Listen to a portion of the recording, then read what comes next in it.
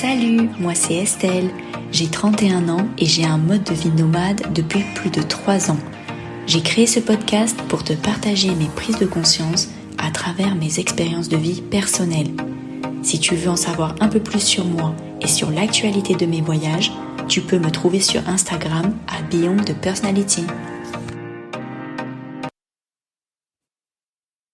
Dans cet épisode, j'aimerais te partager les leçons que j'ai apprises grâce au yoga. J'ai passé 10 jours dans un ashram que je raconte avec mes 2 amies Kimka et Tiffen dans l'épisode précédent, notre expérience dans un ashram. Et on parlait de notre vie au ashram et des leçons qu'on en avait tirées. Et dans cet épisode, j'aimerais en fait faire un zoom sur la pratique du yoga. Donc pour rappel, moi j'étais venue dans le ashram pour comprendre mieux le yoga, m'améliorer, être corrigée et pouvoir évoluer pour intégrer en fait à ma pratique du quotidien.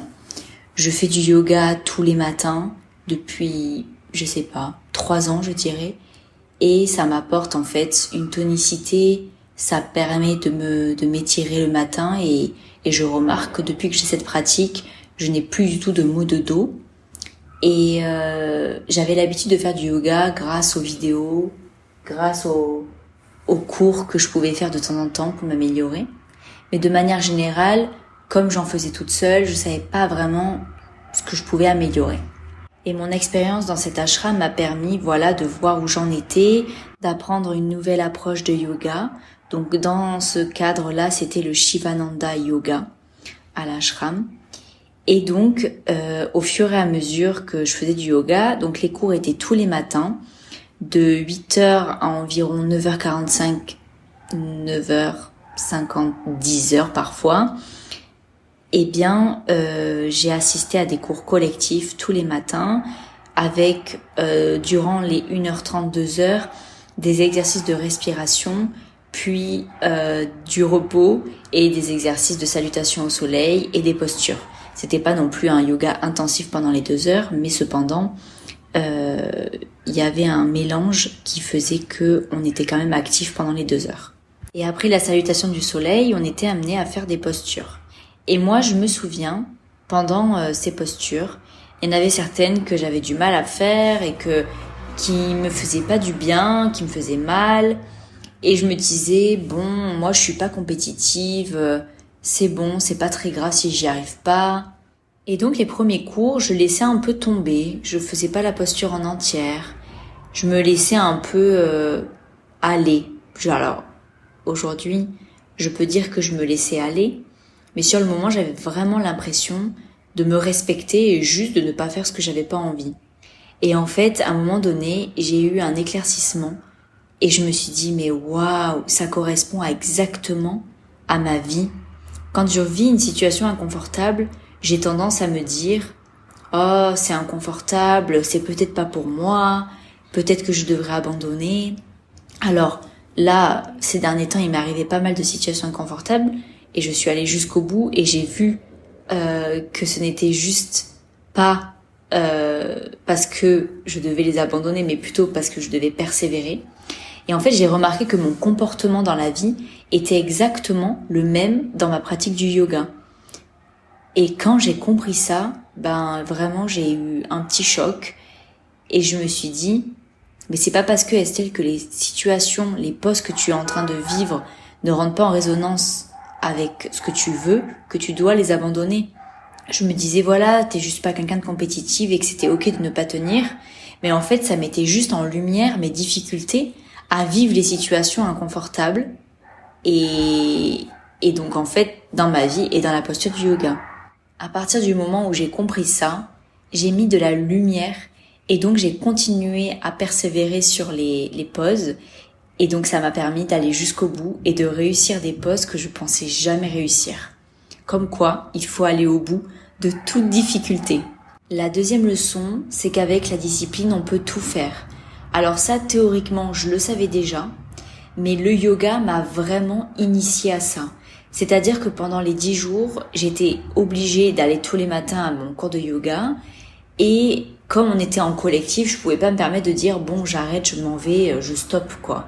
Et j'étais obligée d'aller jusqu'au bout et puis en plus j'avais aussi envie de jouer le jeu.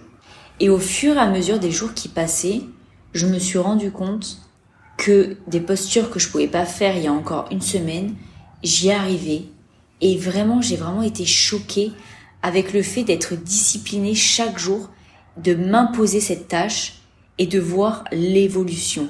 Et je pense que c'est vraiment exactement pareil dans la vie. C'est-à-dire qu'on se laisse beaucoup trop aller, on se laisse beaucoup trop rattraper par notre flemme, on se trouve des excuses pour se dire qu'on le fera plus tard ou que c'est pas très grave si on le fait pas.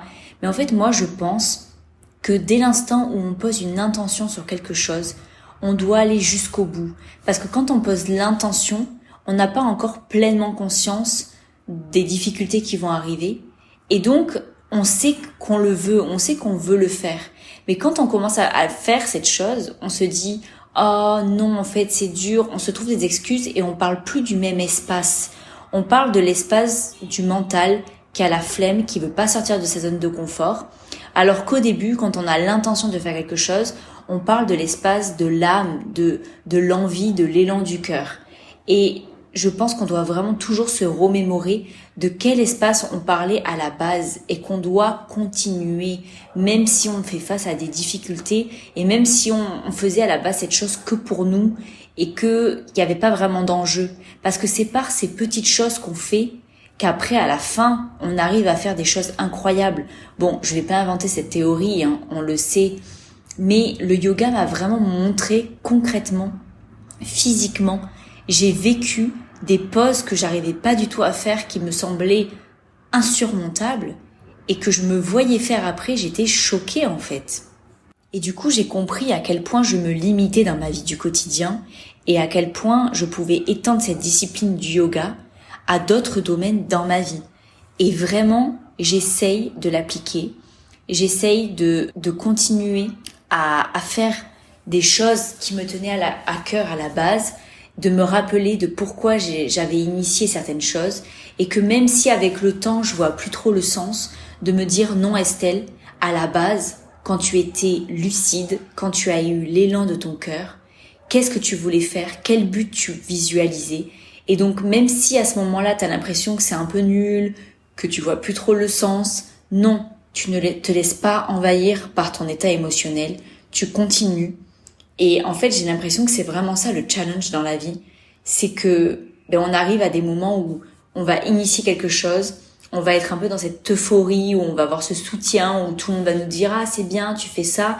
Je vois par exemple avec mon lancement du podcast, par exemple, au tout début, j'ai eu beaucoup de reconnaissance, donc c'était plaisant, voilà. Et en fait, le challenge, c'est de continuer à faire des épisodes, même si maintenant, peut-être que les personnes vont moins faire des remarques.